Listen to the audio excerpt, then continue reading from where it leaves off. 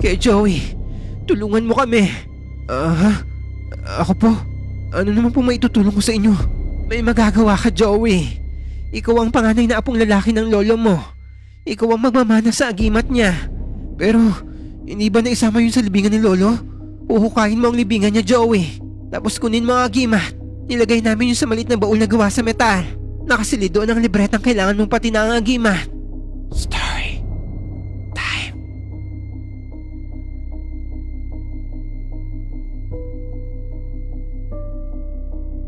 Ako si Joey. 53 years old na ako ngayon. Pero ang ikukwento ko ay nangyari nung 20 years old pa lang ako. Pinanganak ako sa Manila, pero tubong mas bata ang nanay ko.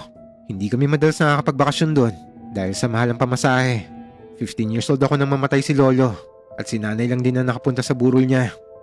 Makalipas ang 5 taon ng pagkamatay ni lolo, ay nabalitaan namin na nag-iisa na lang pala si lola sa Masbate. Sumulat sa amin si Tia Waning nito na kung pwede kausapin namin si lola na tumira kasama namin. Hindi namin alam nito kung anong punot dulo kung bakit umalis si Tia Waning at ang pamilya niya sa Masbate. Galit na galit nito si nanay dahil 75 years old na si lola at hindi pwedeng iwan na walang kasama. Kaya ako nautusan ni nanay para sunduin si lola sa Masbate. Sa kagustuhan ko makaiwas sa araw-araw na paninermo ni nanay dahil sa pagiging tambay ko, pumayag kagad ako sa gusto niya mangyari. Isinama akong kaibigan ko nito na isa ring dakilang tambay. Buti na lang at nakapag-racket kami para may pamasahe siya.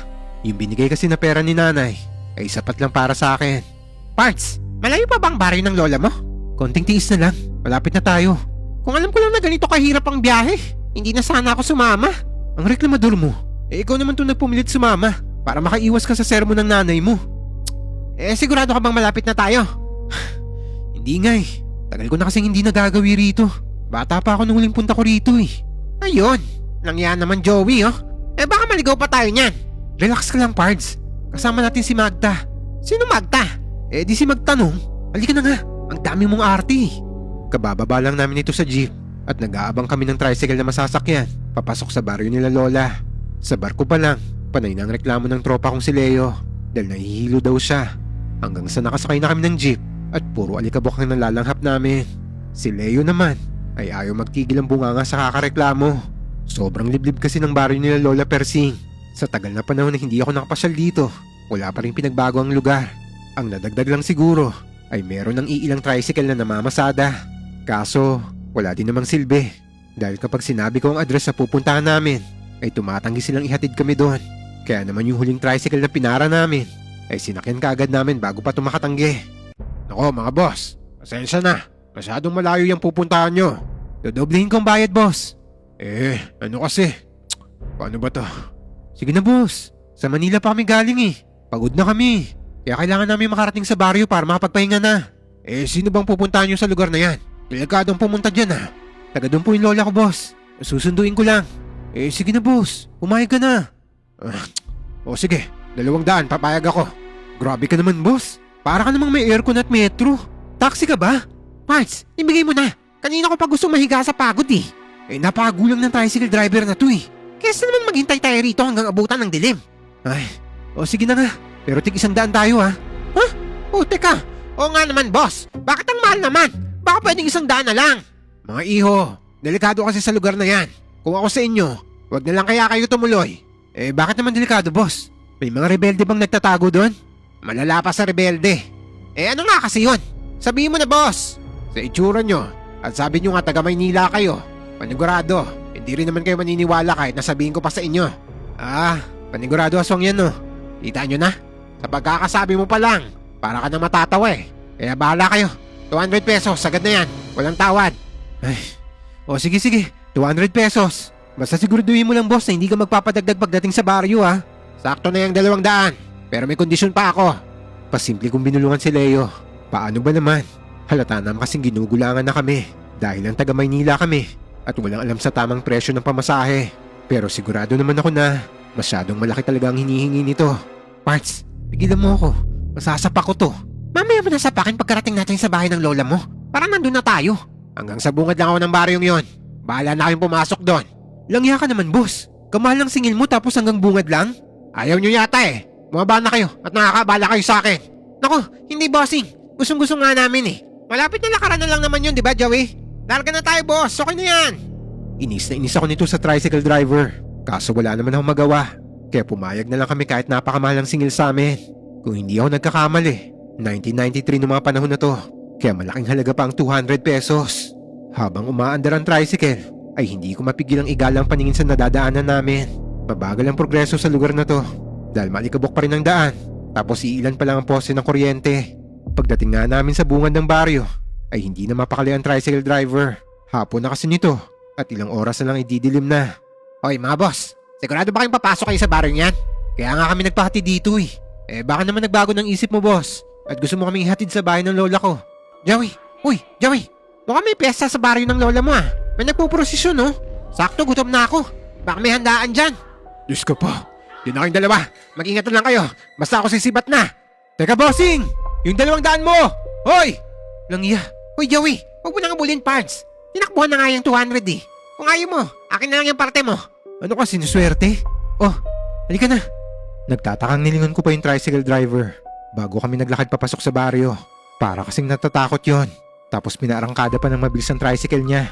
Hindi tuloy nito nakuha yung pamasahe sana namin.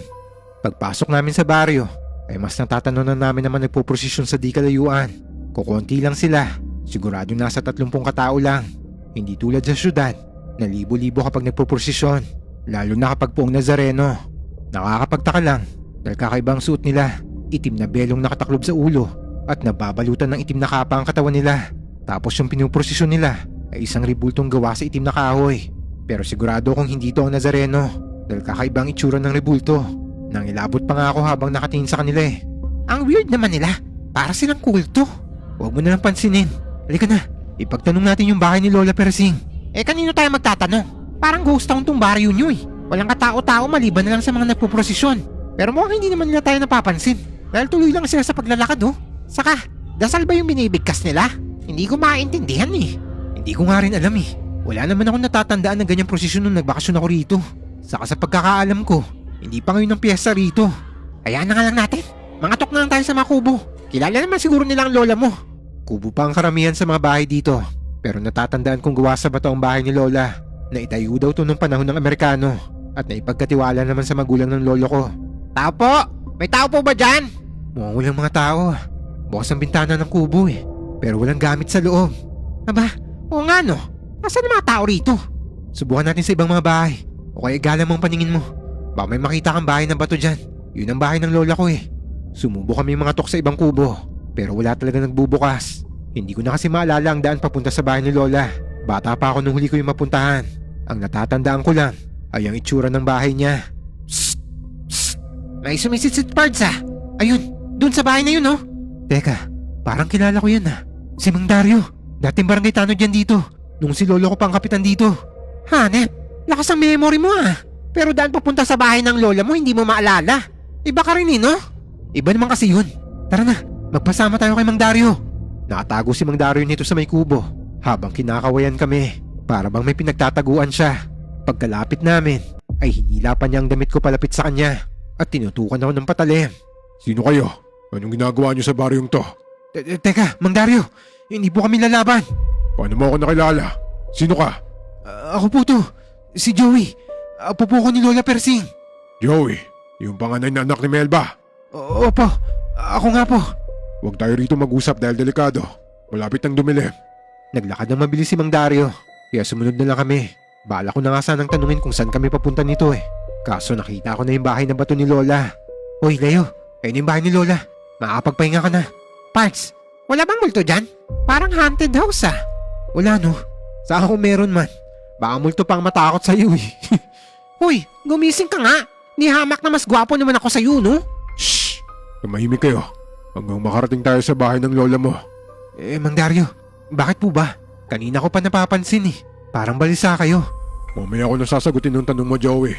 Bilisan na natin maglakad. Pagdating namin sa tapat ng bahay ni Lola, ay binuksan kaagad ni Mang Dario ang mababat kalawanging gate. Pagpasok namin sa bakuran, ay nagkalat ang mga tuyong dahon dito. Tapos nagtataasan na rin ang damo. Parang napabayaan na to. Nagtaka pa nga ako dahil ang natatandaan ko, malinis sa bakuran si Lola at ayaw niya na makalat. Paglapit namin sa pinto, ay kumatok ng 3 magkasunod si Mang Dario. Tapos kumatok pa siya ng isa pa. Bago bumukas ang pinto, nagulat pa nga ako nang bumungad si Tia Waning. Tia Waning? Akala ko... Joey, halika kayo, pumasok kayo. Dito tayo mag-usap sa loob. Joey Apa, ikaw ba yan? Lola Persing, grabe. Namiss ko kayo ah. Ano ginagawa mo rito? Bakit pumunta ka rito? Sumulat po si Tia Waning. Ang sabi niya, wala ka raw kasama dito. Waning, hindi ba sinabi ko na sa'yo na huwag mong susulatan ng kapatid mo? Hindi na sila dapat madamay dito. Nay, wala na akong ibang maisip na paraan eh. Mabuti nga dahil nakapuslit pa ako para ipadala ang sulat sa bayan. Teka. Ano po ba talaga nangyayari dito? Tia Waning, akala ko iniwanan niyo si Lola at umalis na kayo rito. Kung pwede lang sana, matagal na akong umalis. Kaso ayaw ni nanay iwan tong bahay niya eh. Hindi ko naman masikmurang pabayaan siya mag-isa rito. Ayoko abalahin kayo sa pagkikita nyo. Pero isasara ko na itong pinto. Nakaharang kayo dyan eh. Nagtataka ako sa kinikilos ni Lola Tia Waning. Pati si Mang Dario ay parang natataranta din. Pagkapasok kasi namin sa bahay, ay nilakagad ni Mang Dario ang pinto. May mga kandado pang malalaki. Pati mga bintana, nakakandado din. May mga nakasabit pang ang bawang at kung ano-anong mga dahon sa may bintana at pinto. Tia Waning, ano nangyari dito? Parang napabayaan ng bahay ah. Nagsawa ka na ata sa pagiging mitikulosa mo ah. Joey, may dapat kang malaman. Waning, pagpahingayin mo muna ang apo ko at ang kasama niya. Mawalang galang na po. Kaibigan po ako ni Joey. Saan po ba ang banyo niyo rito? Nagkatinginan ng mga tao sa loob ng bahay. Si Mang Dario ang nagpresentang sumama kay Leo para magbanyo. Nasa labas pa kasi ng bahay ang banyo ni Lola. Ang isa pang pinagtataka ko ay may mga tao sa bahay. Parang naging evacuation center bigla to. May mga bata kasing nakahiga sa sahig at nalalatagan lang ng banig. May nagluluto pa nga sa kusina gamit ang kahoy na panggatong eh. Gulat na gulat talaga ako nito kasi meron namang abuhan sa likod bahay. Pero sa loob sila nagluluto. Wala na sa kaayusan ng bahay ni Lola na imposible talaga mangyari dahil mitikulosa si Tia Waning pati na rin si Lola Persing. Tia Waning, Lola, nalilito ako sa nangyayari. Bakit ang daming tao rito sa bahay nyo? Saka, bakit ganun yung sinulat mo kay nanay? Akala namin nag-away kayo ni Lola eh. Kaya ako nagpunta dito. Wala na akong pagpipilian, Joey. Ikaw lang ang pag-asa namin. Waning, Nay, kailangan malaman ni Joey ang lahat. Napakalayo ng nilakad ko. Pati buhay ko munti ko ng isakripisyo maipadala lang ang sulat na yan. Teka nga po, nalilito ako sa inyong dalawa eh. Ano po ba talaga nangyayari? Bakit po ba nandito ang mga taong yan? Tapos sa labas meron pang mga nagpo-prosesyon. Ano ka mo, Joey? Nagpo-prosesyon? Nagpo-prosesyon na naman sila? Ang mga walang hiya. Sino po ba sila, Tia Waning? Mga kulto sila. Kulto ng mga aswang na bigla na lang nanirahan dyan sa kalapit na bundok. gusto nilang angkinin ang baryong to. Kaya dito sila nabibiktima. Kung may prosesyon ngayon, ibig sabihin kailangan nila ng iaalay. Teka nga lang po. Oo, mukha nga po mga kulto talaga ang nakita naming prosesyon. Pero aswang? Totoo po ba ang mga aswang? Totoo sila, Joey. Hindi kami magsisiksikan sa bahay ng lola mo kung hindi sila totoo. Nagulat pa ako nang biglang sumabat si Mang Dario. Kasama niya na nito si Leo, na mukhang nangihina na dahil sa pagod. Walang galang na po ulit. Pwede po bang makikain? Nagtitipid kasi tong si Joey. Kaya hindi po kami nakapagtanghalian kanina eh. Dahil sa sinabi ni Leo, ay nawala yung buong tensyon ng pag-uusap namin. Tumayo si Lola Persing at tinawag yung mga bata para kumain na. May tagasandok ng pagkain sila rito. Para kaming mga preso na tinatakal pa ang kanin at ulam para magkasya sa lahat. Kung hindi ko nagkakamali, nasa 20 tao ang nasa bahay ni Lola nito. Puro pamilya na may anak na maliliit na bata. Mabuti na lang talaga, maluwag ang bahay ni Lola. Kaya kasyang-kasya ang 20 na tao sa loob. Yun nga lang, ay siksikan na kami rito. Pagkatapos namin kumain, ay kinausap ni Lola si Mang Dario. Parang nagmi-meeting sila. Tapos lumabas si Mang Dario at nagsunog ng goma at mga pinatuyong dahon. Napakabaho pa nga ng usok nito eh. Pero kahit anong baho nito, ay nakatulog pa rin kami kagad ni Leo dahil sa pagod. Nagising lang ako sa init ng panahon. Gusto kong buksan sana ang bintana. Kaso nakakandado ang mga to. Wala pa namang electric fan dahil wala ding supply ng kuryente sa baryo. Kaya nagpaypay na lang ako gamit ang karton hanggang hindi na ako makatulog. Kaya lumabas muna ako para magpahangin sa labas. Binuksan ko ang gasera para may ilaw ako palabas ng kwarto. Napakadilim ng bahay at napakatahimik. Ang naririnig ko lang ay mahihinang hilik galing sa mga taong nakikituloy kila Lola. Pagdating ko sa pinto, ay dito ko lang naalala na kinandado nga pala ito ni Mang Dario kanina. Nagulat na lang ako nang marinig ko ang boses nito sa bandang likuran ko. Bakit gising ka pa, Joey? Kayo pala, Mang Dario. Sobrang alinsangan po kasi. Magpapahangin lang sana po ako sa labas. Hindi pa ba nasabi sa'yo ni Boning tungkol sa mga aswang? Nabanggit na po niya kanina. Mang Dario, hindi naman po siguro aswang ang mga tao sa prosesyon. Baka mga satanista o kanibal lang sila. Kung gagawan man nila tayo ng masama, kaya natin silang labanan. Hindi mo alam ang sinasabi mo, Joey. Hindi natin sila malalabanan. Ay, kung buhay pa sana ang lolo mo, may pag-asa pa sana ang baryong to. Teka, ano yun? Parang may bumagsak na kung ano sa bubong Nagulat ako sa malakas na kalabog na nanggaling sa bubong ng bahay. Naputol tuloy ang pag-uusap namin ni Mang Dario. Naging alerto siya bigla at ang mga lalaking kasama namin dito ay nagsilabasan galing sa kusina para bang hindi sila natulog at nakikiramdam lang sa paligid. Ang mga bata naman ay nagsimula na mag-iyakan na para bang gabi-gabi nila itong nararanasan. Nandito na sila. Maganda kayo mga kasama. Yung mga bintana at pinto, siguraduhin yung nakasara ang lahat. Wardeng! Sundian niyo ang mga kandila.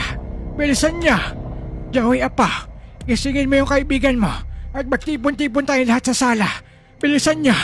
Ano po bang nangyayari, Lola? Huwag ka nang magtanong pa. Bilisan mo na. Diyos ko, patnubayan niyo kami.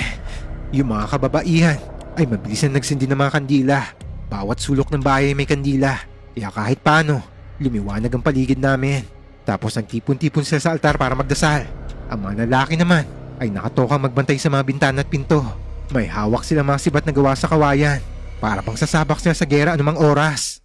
Oy Parks, ano ba nangyayari? Hindi ko nga rin alam May kumalabog lang sa bubong kanina. Tapos nagkaganyan na sila.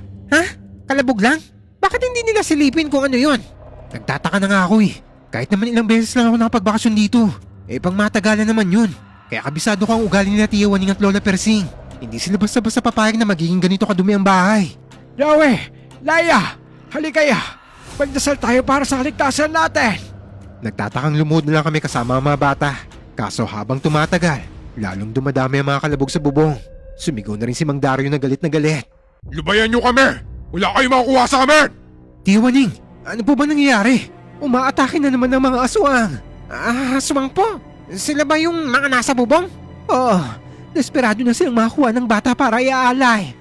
Tuwing nagpuprosesyon kasi sila, nangunguha sila ng bata para may iaalay. Teka lang nga po, kung talagang aswang ang kulto, bakit naman po kami nakapasok dito sa baryo? Nasa lubong pa nga namin silang nagpuprosesyon, pero dinedma lang kami. Kasi nga, hindi na rin naman nila kayo palalabasin pa rito. Naku naman Lola, huwag kayo manakot. Nagsimula ng kabahan si Leo nito, pati nga ako kinakabahan na rin. Kasi imposible namang mang-trip si Lola at Tia Waning. Kita ko rin ang takot sa mga bata, lalo na dahil dumadami ang kaluskos sa paligid. Sinabing umalis na kayo! Wala kayong mapapala rito! Hindi namin ibibigay ang mga bata! Isang bata lang, Dario! Isang batang alay kapalit ng katahimikan nyo sa gabing to! Wala kayong makukuha sa amin kahit isang bata! Lalaban kami ng patayan kaya umalis na kayo rito! Diyos ko po! Joey, tingnan mo yung nasa bintana! May nakasilip na! Halimaw! Putsa, bakit ganyan ang itsura niyan? Yan bang itsura ng aswang? Lalong nag-iyakan ng mga bata. Nagsigawan naman ng mga babae. Habang ang isang lalaki ay iniamba ang hawak na sibat sa direksyon ng aswang. Lahat kami nakatingala at kabado sa mga susunod na mangyayari. Mas lalo pang sinira ng aswang ang bintana. Kaya nagawa nitong maipasok ang kalahati niyang katawan. Nakita kong tumayo si Lola. May sinambit siyang kataga bago tinuro ang aswang. Napangiwi sa sakit ang aswang. Tapos umatras to. Umalis ka, aswang!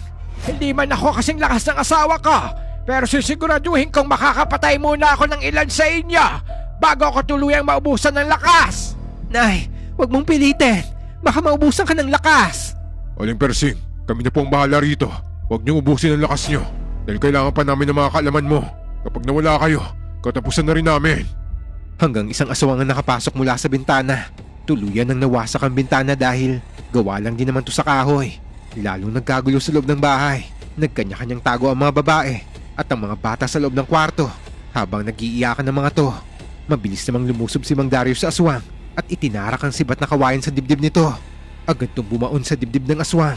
Bumulwak ang itim na dugo niya hanggang sa tuluyan tong mamatay. Sige, pumasok pa kayo rito kung gusto niyo matulad sa kasama niyo. Inay ko po, totoo nga ang aswang. Lintik Joey, bakit ba kasi ako sumama sa'yo? Tarantado, hindi kita pinilit no. Ihanda niyo ang mga pangontra. Papasok man nila tayo, mamamatay tayo lumalaban. Matibay talaga ang grupo mo, Persing. Isang bata lang ang gusto namin. Pero dahil ayaw nyo magbigay, Pwersahan namin kukunin ang lahat ng batang nasa poder mo. Mga kasama, wasakin niyo ang bintana. Kailangan natin makapag-alay ngayong gabi. Akala mo ba papayag ako? Hanggat humihinga ako, lalaban ako para sa buhay ng mga taong nasa loob ng pamamahay ko! Nay, wag! Sige, gawin mo, Persing. Lumaban ka nang mamatay ka na. Perwisyo kang matanda ka. Umiiyak si Tia Waning habang nakayakap kay Lola Persing. Ang mga kalalakihan naman ay pumwesto na sa mga bintana para paghandaan ang pagpasok ng mga aswang. Dinig namin ang mga kalabog sa labas. Pilit talaga nilang sinisira ang bintana na gawa sa kahoy. Meron ding mga aswang sa bubong namin at pinipilit itong butasin.